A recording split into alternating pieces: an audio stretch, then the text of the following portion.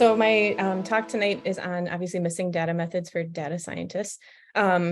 It's a primer, so it's going to be at kind of a high level. I hope it's hitting kind of the audience at the right level. We'll see how it goes here. I'm excited for questions at the end. And I have a quote at the beginning here. It's a capital mistake to theorize before one has data. So obviously it's important for us to have all the information before we make judgments about what we're working with. All right, so the outline of where we're headed is basically a quick intro and background on some of the work that I've done and why I've kind of arrived at the place I have with working with missing data. Also talk about the options for imputing data, which we'll go into in a minute, but basically what do you do and like how do you treat the missing values once you get there? And then I have some further reading resources and code at the end that I'll share for how to dig into it more on your own if you want to. All right, so I use this slide to kind of summarize me a little bit. Obviously living in DC, I really enjoy my time doing things like playing skee ball and stuff, especially after grad school, which Jonathan mentioned was all pretty related to stats before.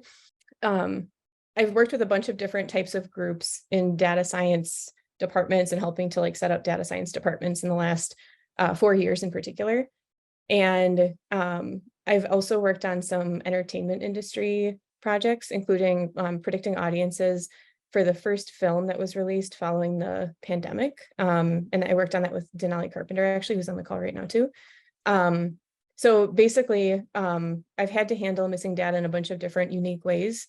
And whether I could pull in different like data from other sources to help kind of inform how it was missing really varied. So I'm going to try to like share a primer on all of this and then maybe some lessons learned along the way too. Okay, so why do we care about missing data? We want to make accurate judgments about the state of something, about like whatever data we have that we're trying to summarize and build models on. And in some circumstances, we might just kind of like trudge along and use the data that we have and not really do any sort of like pre-processing to kind of make the data clean and whole in a way.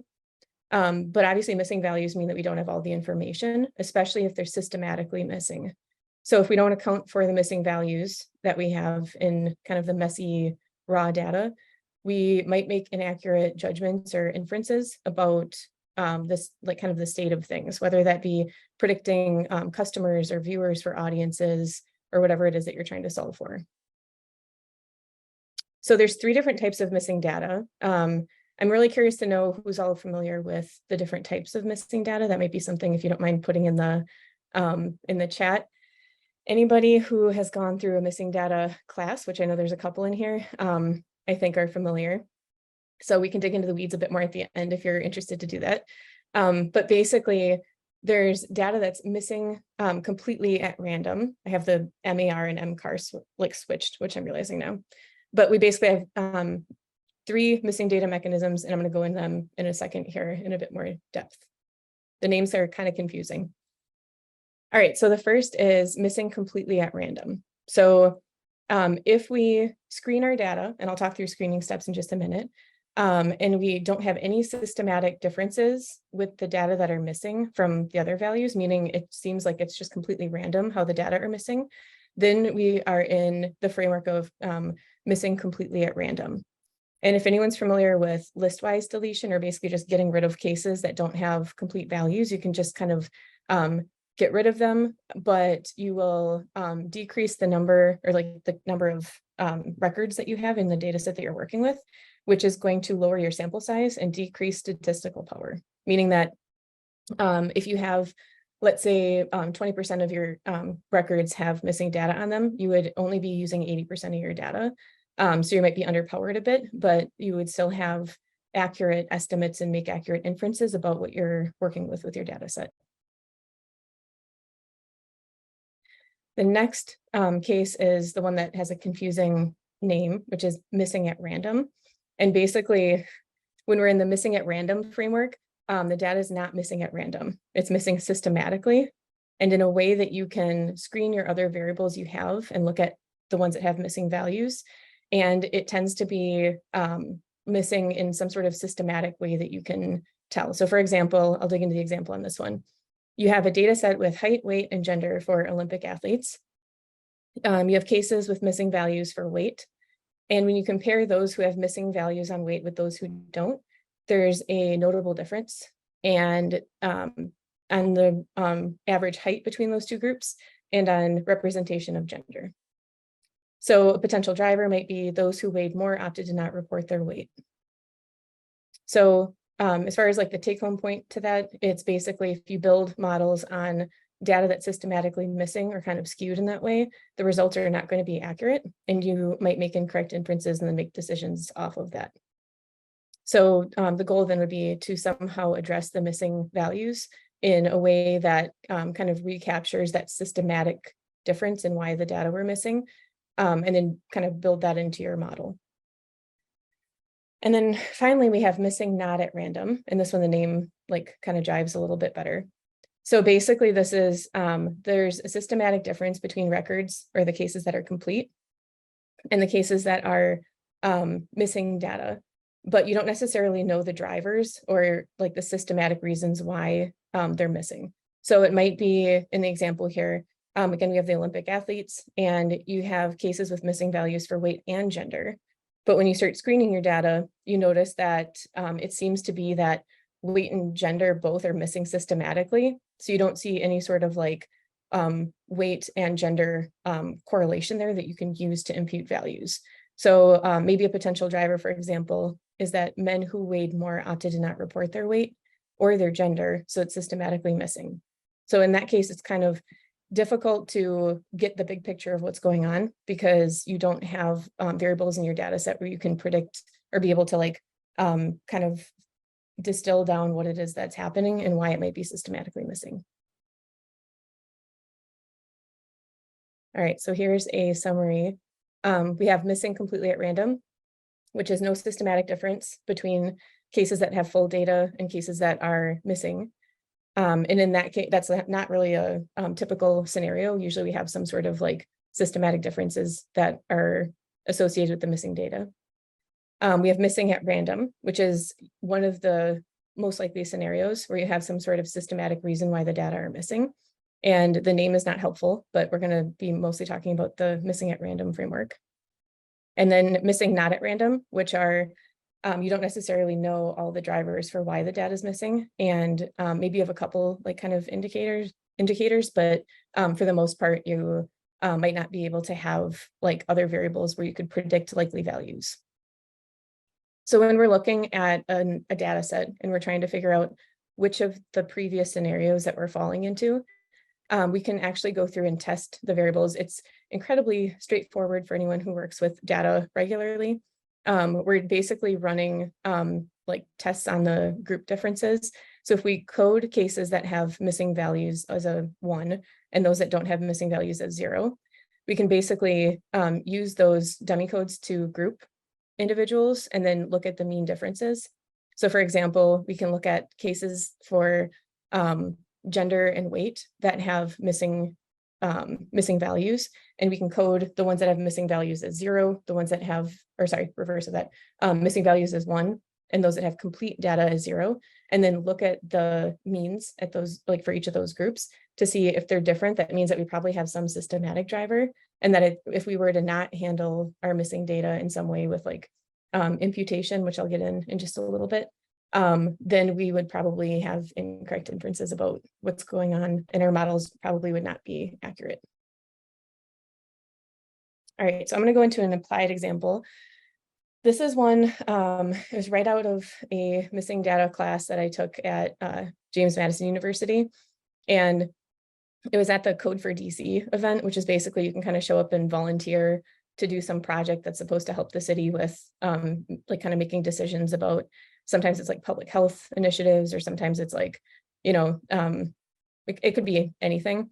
In this case, it was predicting the number of rats, or figuring out the number of rats in any given county using 311 calls. And the end goal was to optimize pest control, so that those little black boxes that they put out to like catch rats, it was like, where should they put them? How should they allot them like accordingly? And on the right here, obviously, is the different counties, or different, sorry, like areas of the city And we actually had a bunch of like public health data as well, like things that are associated with having like higher levels of like rats in infestation. So we had the 311 reports of rats, which is only a proxy of the actual rats, right? Because we have 311 like calls, but it doesn't mean that that's like accurate for the number of rats that are in a given area. And when we started screening the data, we realized that all of the neighborhoods that were in wards 7 and 8 had a very low reporting rate for 311 calls than the others, which didn't really make sense because it was like really highly correlated with population in those areas, but we didn't necessarily know why it was related to like basically we didn't know what the actual number of 311 calls should be. It just seemed like they were really underrepresented and that we needed to do something to kind of fix that situation. So obviously we didn't think that it meant that there were fewer rats and we had to like somehow figure out a way to get at a more accurate number than what we were using.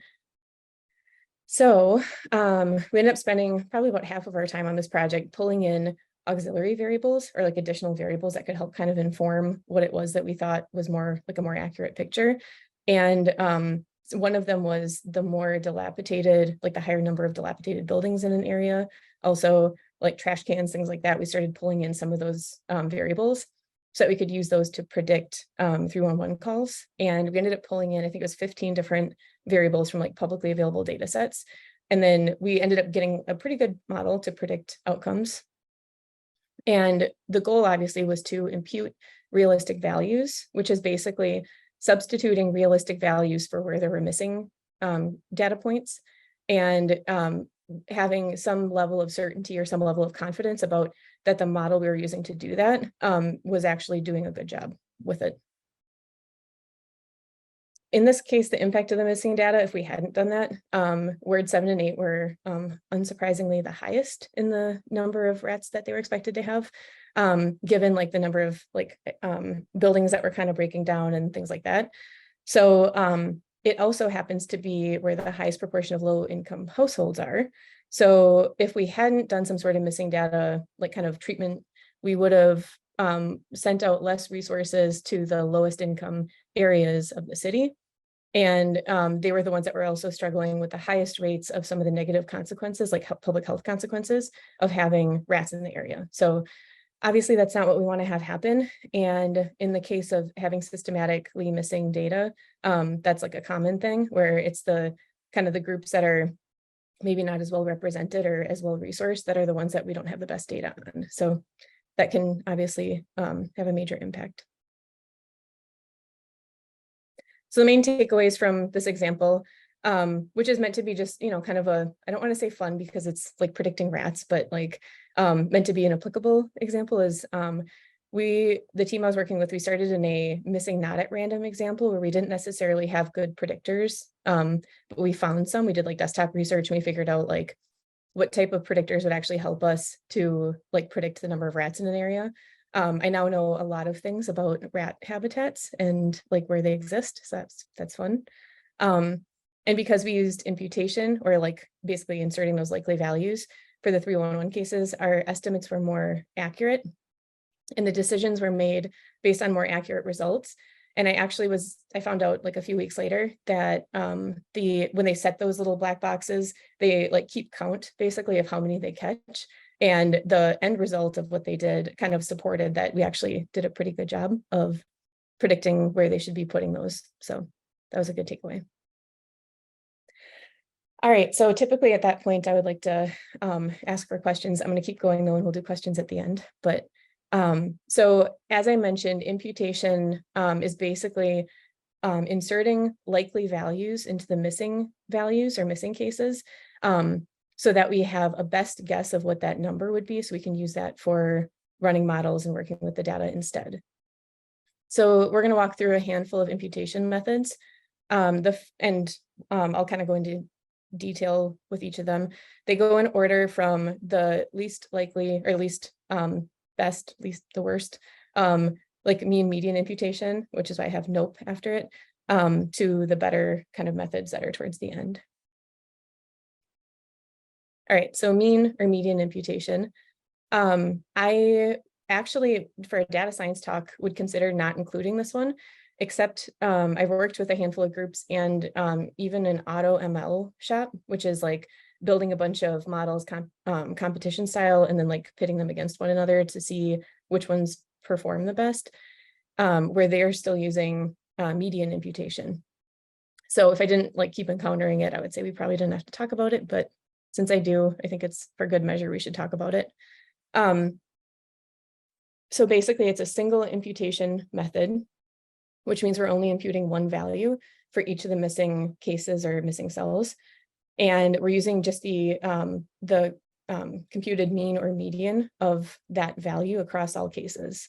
So for example, on the chart on the right here, we have where across all levels of height, you can see the same weight is imputed. So even though the scatter plot looks like we should have a trend line that's going kind of from the bottom left to the upper right, we're imputing the mean like across all cases. So at any level of height, the same weight is being imputed. If you think about running a correlation through this with just the blue points versus the blue and the red points that were imputed, you can see how that correlation would actually kind of like bend down a little bit. You'd completely change what your estimate is if you use mean imputation. So mainly the take home is don't ever use mean imputation or median imputation. It's not a good idea to do. It's easy to use, which I think is why a lot of people do still do it. But the results will most certainly be wrong. All right. So here we have single imputation.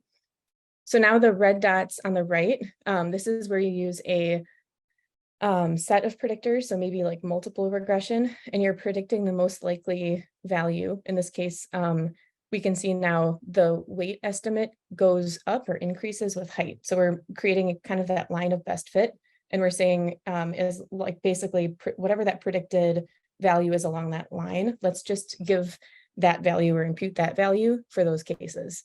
So all those red dots kind of fall along that line of best fit, and that's, even though it looks more like it fits the data better, it's not realistic because we usually have a lot more error in the data set than what we're seeing along that line.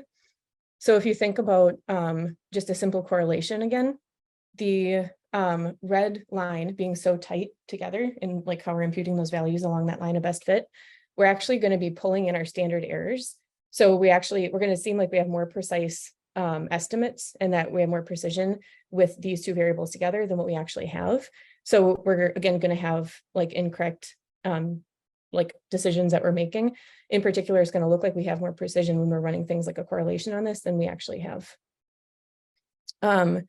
So in particular, this doesn't account for model error, which the model error is if we have that line of best fit along just using the variables that we or the data points that we have observed, then we're placing those way too close to what that line of best fit is. And like I said, the standard errors are going to be impacted. So since it's not realistic, I would say don't use this method as well, but just knowing that it's out there is a good thing. All right, so we're moving up a little bit. We're going to be now talking about stochastic regression imputation. So this is, again, single imputation. We're imputing one value for each of the different cells or different cases of missing data. And we're, again, creating that simple linear model kind of from that previous slide, but we're going to add an error term. So we're basically saying, okay, the predicted value is maybe 160 for the height of 5'8".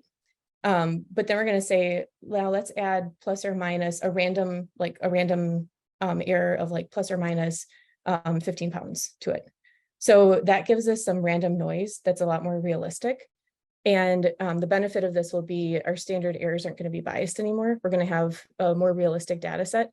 And we're not going to be kind of capitalizing on a model that we built using only the observed variables.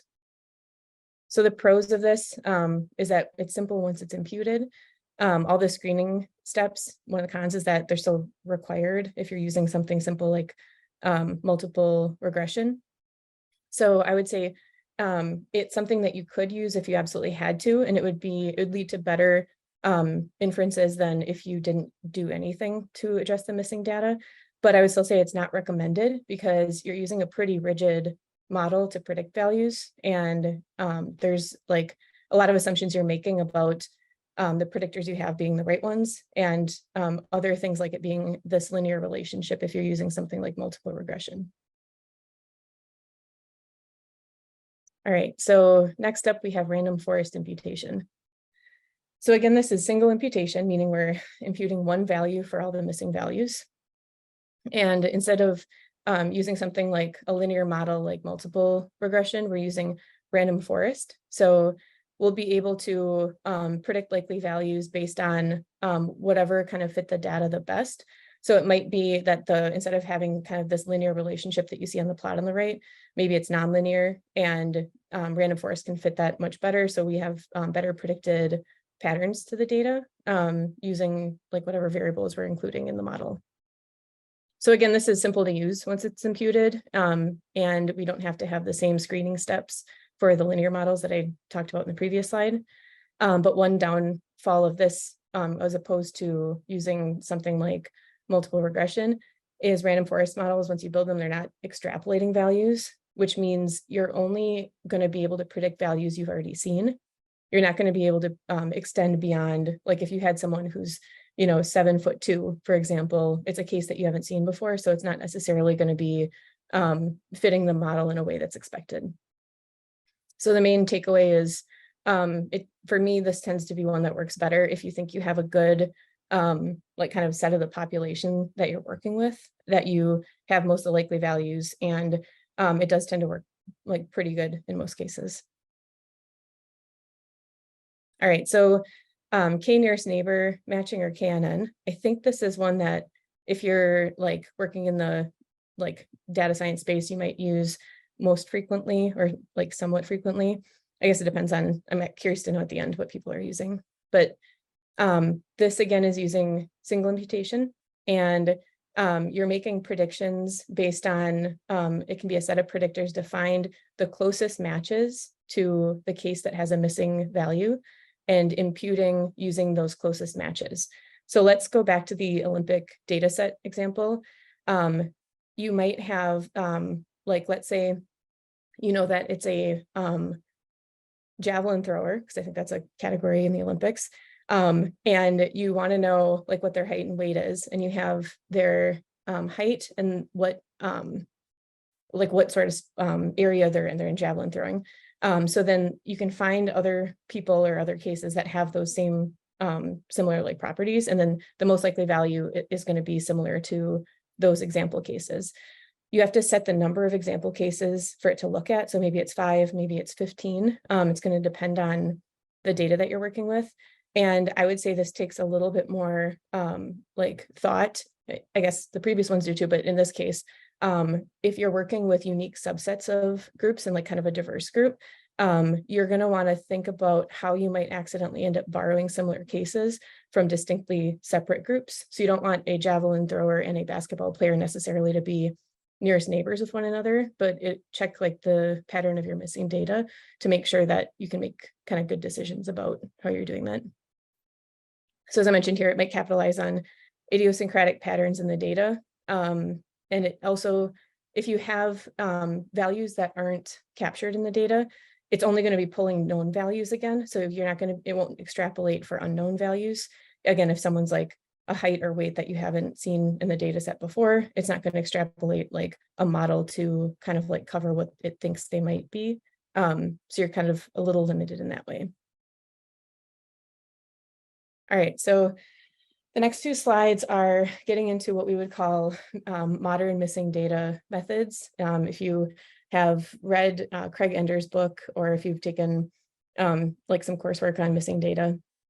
So multiple imputation is considered to be one of the better approaches, but it's a bit computationally expensive. So basically, we're taking the incomplete data set, and we're creating a bunch of duplicate data sets with imputed values. So we're not going to be imputing data just once, we'll be imputing it maybe like 20 to 30 times. And the reason for that is any model that we build on the data that we have on hand is capitalizing on the sample we have, or that's known. But if the sample changed a little bit, like for example, if we were actually able to recapture the missing values, the model would change ever so slightly too. So basically, the high level explanation here is the algorithm that goes through and does the multiple imputation process changes the model ever so slightly so that the new imputed values are slightly different and the model is slightly different across imputed data sets. So we have incomplete data and we have like kind of 20, maybe let's say different data sets that are imputed. And then we crunch the numbers and get the results for each of those different data sets separately. And then at the very end, we pool the results. Jonathan, are you okay with me taking a question now? Of course. Okay. Ellie, yeah. Hi, sorry to interrupt, but I wasn't sure when you say multiple imputed data, do you mean like one data set was created with random forest and the other one was KNN? And then we look at the results and then do a pooling of the results? That's a great question. So this is using the same type of approach. So this would be like, I'm taking random forest. So I'm taking the incomplete data set. I'm using random forest to build a model. And then each time it changes slightly across each of these imputed data sets. And then, so I have 20 different imputed data sets. The numbers are slightly different for each of those imputed values across the 20 new imputed data sets. And then I crunch the numbers or I do whatever modeling I want to. I get the results for 20 different data sets. And then I pool them all together at the end. And I have my final results for whatever it is I'm trying to make inferences about. I see. Nice. Yep. Thank you. And Yep, thank you. All right, so the pros for using this is the standard errors in the estimates are more accurate. So statisticians and other folks have done simulation studies, which are basically you create a data set that has known properties or known values. You remove, let's say 20-30% of the values in the data set, and then you run it through this process to see if you can recapture the data as you simulated it. So multiple imputation works really well for doing like recapturing those estimates. And the standard error or like that precision, like of how when we have an estimate, like how precise that estimate is actually much closer to reality when you use multiple imputation. So that's kind of the pro of using this approach. So the takeaway is it's best practice for accurate judgments about the data, especially with statistical significance testing, if you're doing something that's more like a statistical model, but it might not be practical because of all the pooling that you have to do to be able to get your final results. All right. And I'm also curious at the end, if anybody wants to share if they use full information maximum likelihood. It's not like kind of universally available. So we can talk about that a little bit more at the end. But basically, this isn't a way of imputing values. This is the way of estimating your results. Instead of it being like kind of where it doesn't take into account the missing values. In this case, it's basically figuring out the most likely results, not imputing data and then like kind of crunching numbers, but it's figuring out the most likely results given all of the information in the data set, including the missing value. So it kind of takes into account the relationship and like the systematic way that the data is missing. So you still get the most likely value, similar to if you're familiar with maximum likelihood estimation. This is just basically kind of tweaking results or taking into account systematically missing information, and it's using all available information to give us the results. So because you don't have to do that data pre-processing to deal with missing data, it's a bit more parsimonious, or you can just kind of do it all in one step. This tends to work better for like statistical models, but not as much. I mean, like if you're in the world of like random forest or things, you're not going to have estimation methods like this. So only in some circumstances will it be helpful. And it's definitely not available in all software packages. I've done a little bit of digging and I have some info at the end that might be helpful. But just putting it on your radar, depending on the type of model that you're building, it might be useful to use when and if you can. All right, so the process, this is just kind of a call out on imputing entire data sets and like what to do when you're going across multiple variables, because the cases that we've talked about before are imputing kind of one variable at a time. There's a lot of considerations for if you're imputing variables, you want to make sure you're not capitalizing on when you move from one variable to the next, that you're capitalizing on like how you've previously imputed data. So I'm currently working on a little bit of research with Denali, who's actually in the call, for how you might systematically go through and impute data to create a final data set with like sort of the right checks and balances in place. All right, so the major takeaways, data is usually missing at random, which means it's not missing at random, or missing not at random, which means it's missing not at random, but you don't necessarily have all the variables in your data set for why the data is missing. And the best way to know is to conduct kind of those missingness checks I mentioned, and then find potential auxiliary variables if you can that help explain why the data is missing systematically.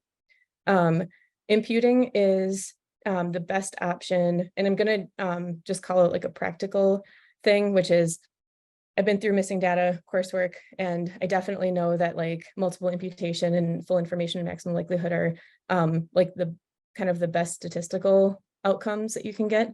But in practice, I would encourage folks, if you can't do anything else, do random forest imputation, because I think that it tends to work well, in my experience, better than nearest neighbor. And definitely never use mean or median imputation, because almost certainly that will be incorrect. And as I mentioned, yeah, try to use model-based imputation methods or random forest in particular.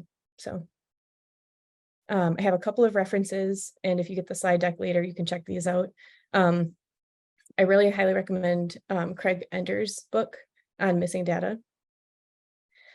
And then I'm a big fan of having things to kind of dig into if you want to learn more. So on the left, I have communities. The Code for America Brigade is a bunch of, I think it's 69 different meetups. There's one tomorrow night, actually, Code for New Orleans, and it's an online event. So if anybody's curious to try it out, feel free. The link is below. Also, I don't know if folks have gotten into Kaggle a bit, but it's obviously the data science arm to Google, and they have a lot of great information. There's a link below for working through missing values with Kaggle data. And then on the right, two different examples of what I call cookbooks. So it's basically explanations, code, and example data to kind of walk through some of the examples I talked about before. All right, questions? Yes, Chetan. Yeah, hi, hey there. Thank you so much. That was an excellent presentation. I have a question, especially if I have to carry out linear regression. One of the requirements when I have to do linear regression is to address the multi-collinearity. And in such a situation, I probably won't have any relations such as height and weight to carry out any sort of regression-based approaches to do imputations. So what would you recommend in such scenarios? So in this case, when you say multi-collinearity, do you mean you have, do you mean you don't have variables that correlate with the outcome, or do you mean they are okay. Supposed to be no relationship between your excess in case of, that's one of the primary assumption for a linear regression, right? So most likely all the excess are going to be orthogonal, and in that situation there will not be most likely no relationship to exploit for the imputation. So that's where, if I'm following the multi-collinearity part, you're saying if the variables that you have are too related to one another, so they're not useful in like a multiple regression? Meaning there will not be any relationship to do any imputation as such. Meaning height is not going to be correlated Okay. To carry out any regression-based approaches to impute missing values with height correlated to weight. I would, if it seems like there's not anything related to the missing data you have, I would start with a deep dive into whatever variables you have. I've honestly, I don't think I've ever been in a situation where that like there weren't any variables related to it somehow. It's usually systematic, even if it's like over the course of, 5 years, the data that was collected by some organization changed, like they added new variables or something like that. So there's even like just a time component to it. So I would say a deeper dive into if there's anything you have that is related and like screening the data, or if you can pull in the auxiliary variables is helpful. But in the case that nothing's related, maybe you're in the enviable place of the data is actually missing completely at random, but I have not encountered that utopia quite yet. Okay, thank you. Yes, yep, thank you. All right, Hongasek, can you help me with your name? Oh yeah, my name is Hong Sok, and Hongasek, thank you. maybe there's more comments or questions. So Sure. the presentation is more about that we can verify or identify the missing data mechanism, but yeah, actually that's so it is be honest, as far as I know, it is hard to identify or differentiate MNAR and MCAR. So because, for example, if we have, let's say there is a weight and the weight is differentiated by the unobserved variables like nutrients, that's not totally unobservable. Then and how can we get this difference? The difference of the missing data mechanism is different by the observable variables or unobservable variables, because we cannot observe the nutrients. So that's we really cannot verify whether missing data mechanism is a MAR or MNAR. So that's we just can assume that the missing data mechanism is MAR. Really, so do you know what I mean? So there's a difference is that we should assume that the missing data mechanism is a MAR, and we say, our missing data mechanism MAR. So we can exclude our missing data mechanism MNAR. That is very different. So yeah. I think one of the things that I use the rat example, not just because it's kind of quirky, but also because it was a situation where I was able to do desktop research and actually try to figure out what the drivers were for like the number of like rats in an area. I think if you know like a bit of substantively like what the like audience is or what the data is that you're like trying to predict, it helps with figuring out what those drivers might be. So for example, income level was also correlated with the number of rats, but there's no way that income drives number of rats, right? It's got to be some other thing that's like driving it. So in the case that we could pull in other data sources, it has to make sense. And it might be that you can find ones that do help inform like your process that you might not have on hand. So I would say taking time to think through like the kind of the framework you're working in is really helpful too. Yeah, it's really helpful, but I got a PhD from causal inference and missing data, so that's why I'm saying about that. But really, if we think it as a rigorously, so can we really can we exclude the missing data mechanism MNAR, or there is some kind of possibility that some unobserved variables can some affect missingness. Yeah, that's a little bit different. Yeah, I mean maybe theoretical, but maybe practically we just doing data science, so we can think of this MCAR, and this is practical, but just I say it is rigorously, but yeah. I think if I'm following you too, you're saying that like no matter what, we're not going to know everything. Like there's going to be some variables that are drivers that we don't know. Yeah, why. So we cannot exclude that. Yeah. Yep, we can only get closer to the truth, if you will. We'll never get it.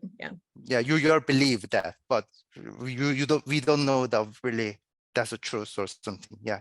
Yep, we wouldn't need data scientists if we could. Okay, Jonathan, I see your hands up. Yeah, I think my question was actually pretty similar to Young Seok's, which is basically, it seems like there could, again, it kind of comes down to the idea, like there's not a ground like truth label that you can kind of compare for your truly missing data. It almost seems like there would be some dangers to having a model that was too accurate. because you'd actually have no way of telling if it was going too far.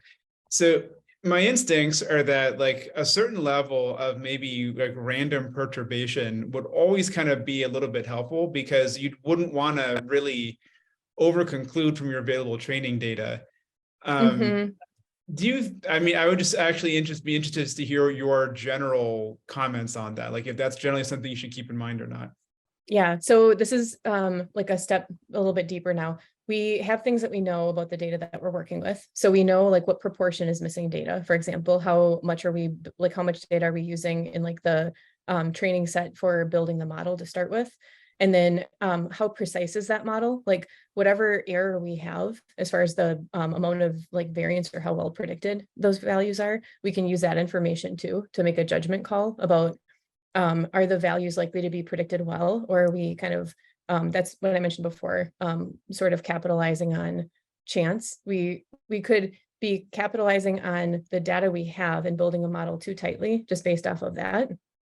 And if we do that, that's one of the reasons why the multiple imputation is helpful, because it actually changes the model each time for each of the 20 data sets. So I think it's kind of in my mind, it's a point well taken that like we don't want to go too far in either direction, where we're not imputing likely values like the mean, or we're imputing too likely of values, but they don't generalize to what the sample could be if we had like the whole complete data set. Does that help, or does that like answer the question? No, Okay. It's beautiful. Thank you so much, Heather. Yeah, yep, for sure. Heather, there are some questions in the chat. I can read them out to you. I don't know if you can Sure. see it. If a data set has MCAR, is there a best choice for imputation, or is it moot to attempt imputing missing values that are completely random? Would the preferred method be to simply remove these cases rows since they contain completely random missing values? That's a great question. So I have not been in that situation, but I've thought of, because it's not common that that's the case. So I would first think, are there things that might be missing systematically, but I just don't know the driver? Like, does anything make sense if you think about like maybe income, for example? It looks like it's completely missing at random, but it's at folks that have like maybe higher income levels didn't want to report their income, and they also didn't report level of education or something. So like a couple things maybe that could be correlated aren't in the data set, so you can't explain it. If you just get rid of the cases that have missing data, then hypothetically, if it's truly missing at random or missing completely at random, then your estimates will not be off. They'll be accurate still, but you'll be getting rid of some of the data that you'd be like lowering the power of your analyses if you're doing any sort of statistical significance testing. But you also, if you wanted to keep it, would somehow need to build a model that made sense. So you could impute likely values. So chances are there's always some sort of case where it's related to something in the data set and you can impute likely values. Because if it's completely at random that the values are missing, it's probably not going to be, well, I'm just going to say I've never been in that situation where it wasn't related to something, because everything's usually correlated somehow. Okay, so the general existence of completely at random is just very small. Yes. Yeah. Okay. I have yet to encounter completely at randomly missing data. Awesome. I don't know Thanks, if Heather. if anyone else has where it's like they caught a unicorn, I'd be really curious to know. All right. Do we have any other questions that you've seen, Ignis? There was some discussion in the chat. So Ellie was asking, would you think autoencoders or generative models may also be good candidates for data imputation? Yes. So from a high level, I would say the more complex the data, no matter whatever the reason why we have the data we do, it's going to like kind of shine through in the end results of whatever type of model you're building. So one example of that is we've had in like HR selection and screening tools where there's been some like kind of racial elements shining through, because it's like we don't have unbiased samples on some of the data that were used for training models. And it's kind of the same thing, just a more complicated outcome. So whatever data we have available, if we don't have like everybody kind of represented and captured, there's going to be some sort of systematic mechanism that's driving the results.